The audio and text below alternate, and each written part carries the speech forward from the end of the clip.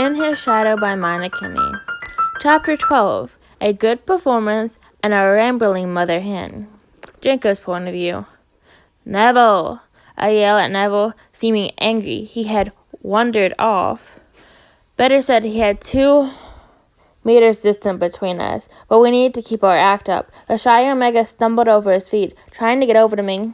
Sorry, Draco, he whispered while I, gently, grabbed the hook on his collar and pulled him with me a bit. We were on our way to the big hall, and I strolled over to the Slytherin table, Neville behind me, and I saw people giving me impressed looks. Draco, can I sit over at the Gryffindor table?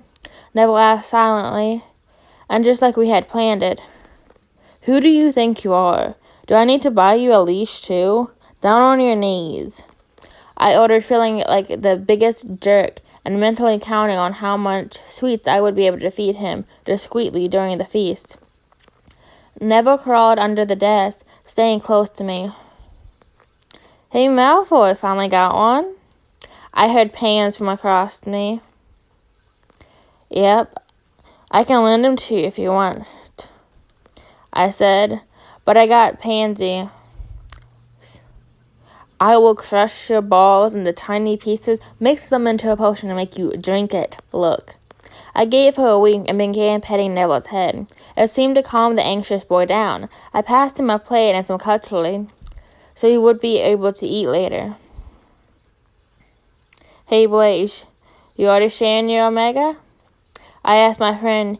He, Greg, and Vincent had been in a relationship for years now, and the Omega of the group had always loved to be manhandled, so it was even easier for them to put up an act. Yeah, he made some trouble in the chain, so I thought it should let Greg get a taste, he said back, giving the mother of the group, aka Pansy, a wink too. Finally, food appeared, and I was able to sneak some food to my new friend. He had started to talk to Vince under the table, and I was happy that Blaze had also collared his boy. At least, it wouldn't seem suspicious. Dumbledore held a speech about how his holy group of flaming chickens was saving the world from Lord Voldemort, and how we should worship him for that. The mentioning of Henry Potter as his savior reminded me to call Harry tonight and explain the whole situation. After we both had finished, I tapped Neville on the shoulder to tell him that our show was going on. I looked over at Pansy. Well, Pans, I gotta go now. Still have this brat to punish. Want to help me? He asked her and she nodded. She still hadn't really understood what was going on, so she nodded. And I pulled Neville up from under the table. He acted as if he was suffocating, while I pulled him out of the big hall, making a big show out of it.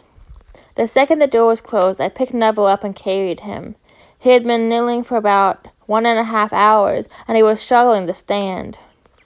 Now, Draco, explain. Come here, Neville. I'm going to take care of those knees. She always acted like the biggest bitch, but she had a weak spot for everything small and helpless. Pansy took Neville from my arms and carried him herself, rubbing his back. Explain, she ordered, and I began talking, explaining the whole situation about the new rules Harry and Neville's made. And she nodded, stuck in her own thoughts. So it was all just a show. I guess I should think about getting an Omega myself. You don't know a cute little Omega by chance that could need me? She asked Neville, who shook his head, but promised to inform her if he came across one.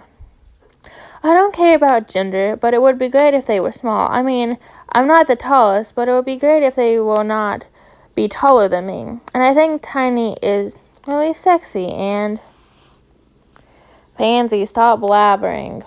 Stop it, I told her, but instead of shutting up, she gussed over Neville. Somehow, we made it to the Slytherin common room, so Neville could finally take a break. Pansy laid him down on the couch and started taking care of his aching knees.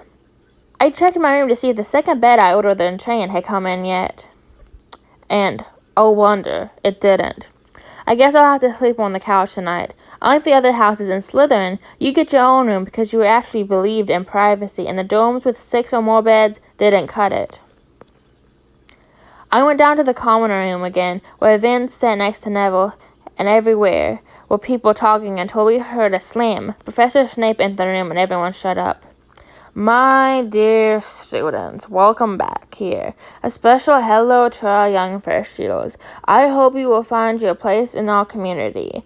As you are all aware, Dumbledore has burned even his last functioning brain cell. But fortunately, I haven't. Draco! He shouted at me and I became scared about that little scene in the hall today. Fuck, did he think I was really like that?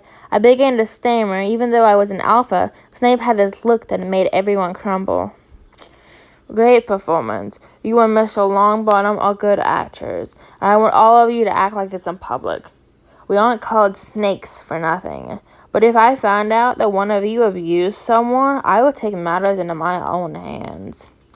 Next week, I want all of you teamed up. As you might have noticed, we have exponentially many omegas this year. I may or may not have anything to do with the sorting hat's decision.